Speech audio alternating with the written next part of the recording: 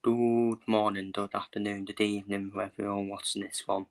The Darts content is back after 3 months. After 3 months, as we head to our next major tournament, the Bottle Sports World Grand Prix, which is going to be held. I still think it's going to be held in Leicester, which for me, which is what I don't like. But it is, it is what it is, and we know why it's held in Leicester and not in Dublin anymore. Because of the personal issues in the world right now. But enough of that. Let's get straight into it. Of course, Humphreys is the defending champion after defeating Durham Price 5-2 in the 2023 final. This is my favourite tournament because it is a double in, double out. So you start on a double and finish on a double. So you start on a double, which is so perfect, isn't it? So perfect. It will task people out as well. But yeah, the 2024 Bowl Sports World Grand Prix will be a darts tournament, and the 27th stage of the World Grand Prix will be held from the 7th to the 13th of October at the Matoye Arena in Leicester, England. And yes, obviously, as I said, Humphreys is the defending champion. In terms of the format, all matches will be played as double in, double out, requiring the players to score 501 points to win the head. Beginning with, as well as finishing on either a double or the bullseye, matches will be paired to a set format, with each set being the best of 5 heads, first to 3. This is the only double-in tournament on the PDC circuit, along with the PDC World Darts Championship, the only tournament which uses the set format. On 25th of April, it was announced that the semi-finals and final had been extended to the best of 9 and best of 11 sets, respectively. So, first round it is first 2 sets, second round first to 3 sets. Second round and quarterfinals are first to 3 sets. Semi-finals first to 5 sets, and the final first to 6 sets. In terms of the prize money, the prize fund is expected to remain at 600 here. The following is the breakdown of the fund. So the winner will get £120,000, which will go towards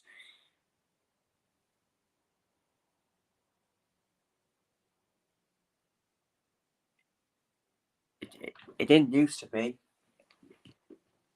It didn't used to be a one tournament, did it? But I think it is a one tournament now. Because remember years ago, it didn't used to be a one tournament, but now it is. It will go towards your order of merit, £120,000. I might have messed up with the transfer darts. But yeah, we'll carry on. The winner gets £120,000. The runner up gets 60k. If you get beaten in the semi-finals, you get 40k. If you get beaten in the quarterfinals, you get 25k. If you get beaten in the second round, you get 15k. And if you get beaten in the first round, you get 7.5k. The field of the 32 players consists of the top 16 in the PC order merit. So yeah, it probably will be one then, and the top 16 non-qualified players from the Proto Order Merit as of 30th September. The top 8 players on the Order Merit will be seeded for the tournament.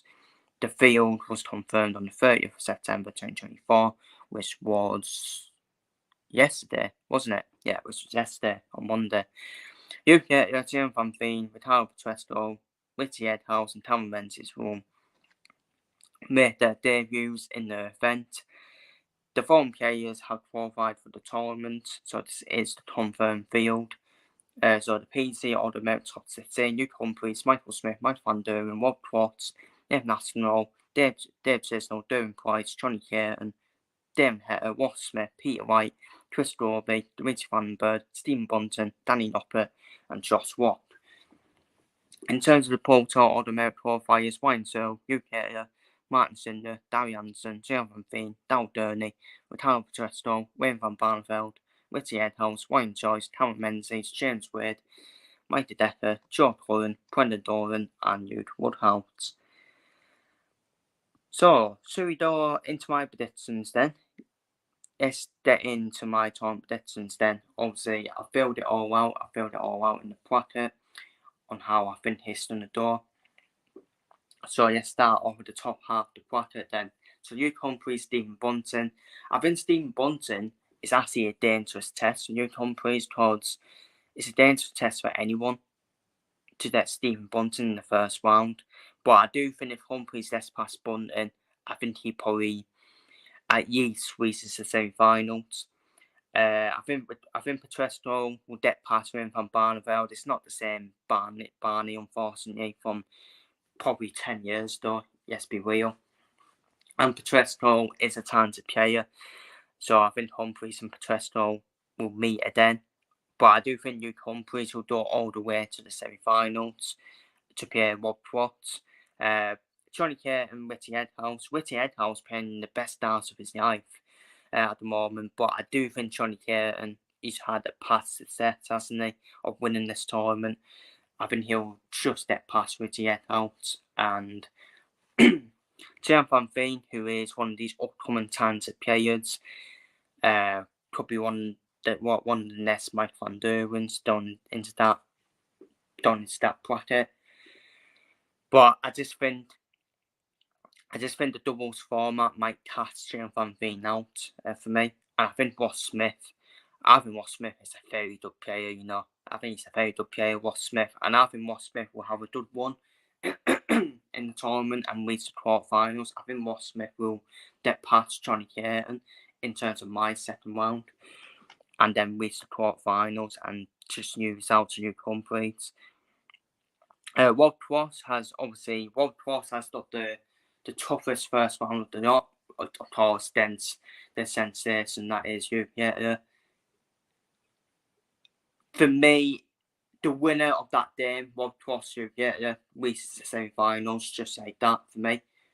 No disrespect to the other opponents, they would have to place each round respectively. We have not seen how UK does, do we? Look, I won't be shocked if UK reaches the semi-finals at least, but I need to pick someone, don't I? I need to pick someone to reach the semi-finals. I think Rob Cross more experience in terms of this format, starting on the doubles, and I think Rob Cross, when he's on it, he's got everything. He's got everything for me. I think he stood on the finishing. He's probably not the high scorer you think he is, but he actually is. If you watch it carefully, I think he's very consistent with his scoring as well. And Rob Cross, at the end of the day, he's very underrated. He's been a major winner, hasn't he? He's won the World Championship. He's won the World Match Play. He's won multiple hooping championships as well, Rob Cross. He's reached a number of finals, major finals as well.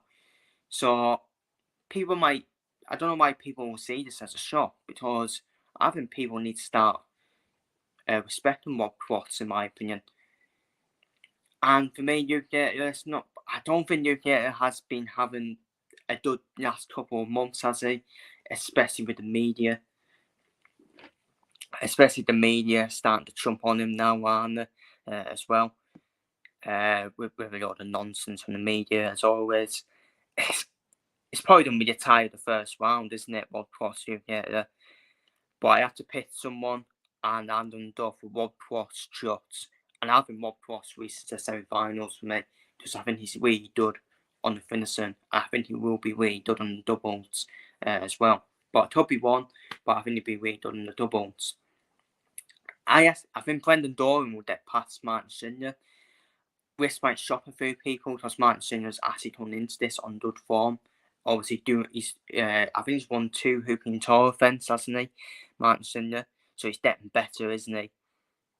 He's getting better and better as a player, Martin Senior. But Brendan Doran, who obviously made history in this tournament, hitting the first ever 9-darter in the double format, starting on double format. And he's one of them, Brendan Doran, isn't he? He's one of them who's either good or he's either bad, isn't he? When Brendan Doran's playing the top players, though, when he's playing the top players, he just seems to pull the top players' pants down, doesn't he? But I think Brendan Doran will just edge against Martin Sundler. I think Martin Sundler will suit the normal format more than the doubles format, in my personal opinion. So I don't think Doran to reach the next round, but I think Rob Cross will get past Brendan Doran for me. And I think Rob Cross will reach the semi-finals, and I think in quarter-finals, which will shuffle through people, I think he'll play Ryan Joyce in the quarter-finals as we move on to the next pairs of my, obviously, predictions for the format. I think Nathan Aspinall, this will be his first tournament since that injury. Since recovering from injury, Nathan Aspinall. So for me, he's recovering from injury, Nathan Aspinall, and I really don't think he'll go far just because of that. Just because of the recovery from an injury. I think he's gonna have a scrappy game with Ryan Searle. So I don't think Ryan Searle will be done starting on doubles either. And I actually think that'll be quite an ugly game, Aspinall Searle. I don't think Ryan Joyce should actually knock out Josh Watt, which will shock a few people with Josh Watt, one of these upcoming players, talented players, of course. Josh Watt moving himself into that top 16 of the PDC or the merit as well. But then, it's the doubles format, starting the doubles format. I actually think Ryan Joyce will get off on the double more than Josh Watt. If this was a normal format, then yeah, you'd fancy Josh Watt for me. But I think the starting on double format will actually suit Ryan Joyce for me. And for me, Ryan Joyce is quite a solid player as well, isn't he? A very solid player. And I think he'll knock out Nathan Aspinall in the second round for me, Ryan Joyce. I just think he'll get off the double more, and I think he'll be storming better than Nathan Aspinall. But it's an unknown with Aspinall. Nathan Aspinall might actually be fine, completely fine, and end up reaching the quarterfinals or semi-finals. But it's an unknown with Aspinall's obviously injury. So I think Ryan Joyce will have a dud yet tournament one at the World Grand Prix and reach the quarterfinals, where I think he'll just get beat of Rob Cross in the quarterfinals. Onto the other practice then, Michael Smith against Darry Anderson again. I'm pretty sure that was the first one with the World Match Play as well. But now, I think this is going to be different because I actually think Anderson, I don't think both players are that great on the doubles. Michael Smith and Darry Anderson, I suppose they are quality players.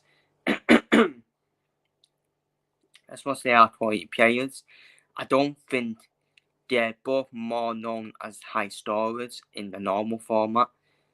So again, I think it might not live up to expectation that day, but I think Anderson might scrape his way through against Michael Smith, where I think he'll play Damon Heta in the second round. Because I think Damon Heta will suit this format. I think he's better on the finishing Damon Heta than the scoring. So I think he'll get past Mike Decker. But good to see Mike Decker being a regular qualifier with these tournaments as well. I think he's getting better as well. Mike Decker over the years. So I think Damon Heta will reach the second round. And as you can see, I think Damon Heta will actually beat Darry Anderson in the second round for me. Because on the fact that I think Damon Heta will be better on the finishing and the doubles than Darry Anderson. So I think Damon Heta will reach the quarterfinals. And the final bracket before we move on to the next pairs of the brackets, Derwin Price and Danny Noppert. I think that will be all plain sailing for Derwin Price for me, who's been a former champion as well, of this tournament, and also he's reached multiple finals of this tournament as well. So Derwin Price does love this tournament, and as you can see there, I think Derwin Price will go all the way to the semi-finals for me, because I think he'll beat Noppert. Then he'll play James Wade. I think James Wade suits. Obviously, James Wade is a lover of this tournament, isn't he? James Wade, we all know James Wade for his doubles and finishing, so it should suit James Wade this tournament. I think it'd be scrappy. I think it'd be a tight game though against Peter White for James Wade, because as much Peter White's not been looking good, he's not really been looking good in terms of normal format. I think the Corn 3 might help Peter White, because I think he also could be better on the doubles at this moment in time. But I think James Wade will get over the line against Peter White. I think James Wade's in better form than Peter White.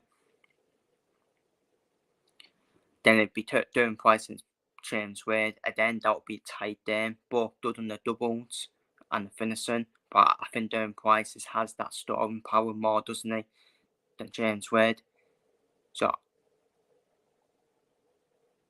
I think Derwin Price will reach quarterfinals. Then I think he'll beat Damon Heta. Again, I think both players again will be bet good on the finishing, Heta and Price, but again I think Price will have better scoring than Damon Heta. So I think Derwin Price will make another good run again at this tournament and reach the semi-finals, where I think he'll play Michael van Duren. I think Van Duren's got a good half of the draw for me. Dowderney, that will be a tough game for Van Duren, because Van Duren can start slow in these tournaments, and Dowderney, again, former tournament winner of this tournament, Dowderney. But it's not the same Dowderney that won this tournament, let's be real. Dowderney will make it quite scrappy for Van Duren, but I think Van Duren will get past him and play Chris Dorby. I think Chris Dorby will beat Joe Cullen.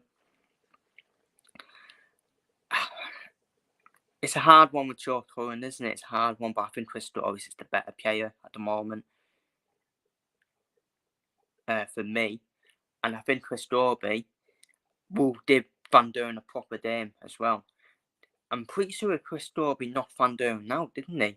Or did Van Duren a run for his money in previously in this tournament as well, in the previous years? Someone needs to correct me, but I'm pretty sure Chris Dorby did knock Van Duren out, didn't he?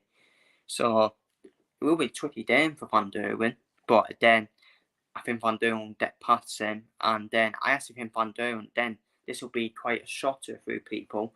I don't think you'd Woodhouse to reach the quarterfinals, because I looked at them two games, Chisnell versus Cameron Menzies and Woodhouse versus Vandenberg. They are dangerous games for Chisnell and Vandenberg respectively. For me, Dimitri Vandenberg, I think he suits a London format. So if Vandenberg does get through, I actually think Vandenberg might actually do well in the tournament. But I'm still not sure on Dimitri Vandenberg's finishing and doubles for me. If this was a normal format, then yeah, I'll probably say Chisnell, Vandenberg for me. But I think Vandenberg will get knocked out. Or I think the UK Open champion, Dimitri Vandenberg, will get knocked out or do Woodhouse. And all of a sudden, I think that draw will open up, because I think Cameron Menzies will beat Dave Chisnell. As much as Dave Chisnell is actually doing well in the PDC Order of Merit, Dave Chisnell does not show it enough in the major tournaments. He's in that Ian White category, isn't he, Dave Chisnell, where he's probably one of the best floor players ever in darts history, Dave Chisnell, but he just never shows it in the major tournaments. He only seems to show it in the tour events as well, Dave Chisnell. And for me, Dave Chisnell's weakness is his finishing and his doubles, which is why I've done for Cameron Menzies, and Cameron Menzies is probably playing the best darts of his life at the moment on recent form as well. Obviously, Fran Sherritt's boyfriend as well, Cameron Menzies, if you don't know. And Cameron Menzies, he's playing well. He's playing well. He's in the form of his life. He'll fancy his chances against Chizzy. And he will fancy his chances against Youth Woodhouse. What I've done for Youth Woodhouse just to edge that one and reach the quarterfinals. And with no disrespect, I think that will make it an easy quarterfinal win for Matt Van Duren to Pierre Duren Price in the semi-finals. So I did say in my community post there would be a few shots in my tournament prediction, but now we've reached the semi-finals, it's not really a shot, is it? Because you got Humphreys versus Quartz, which won't be a shot of a semi-final, yes, but real. Because I think we all know it's probably everyone expects it to be Humphreys versus the winner of Blood Cross Nuclear in terms of the top half of the semi-final. In terms of bottom half of the semi-final, yeah, everyone expects it to be Duren Price against Van Duren, with all due respect.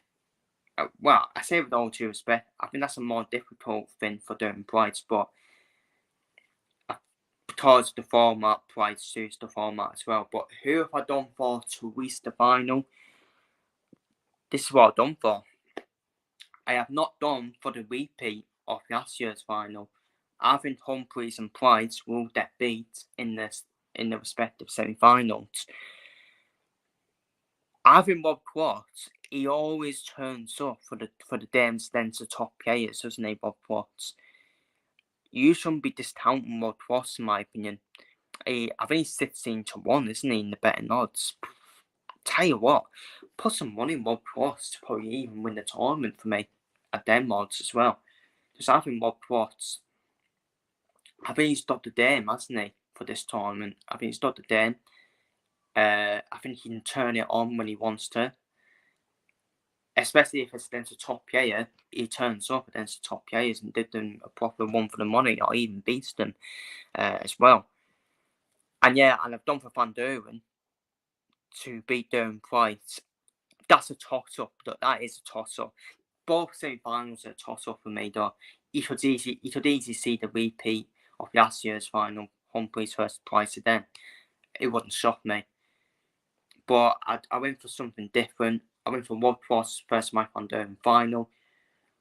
And I think Rob Cross can beat New Humphreys for me. Especially in this format as well.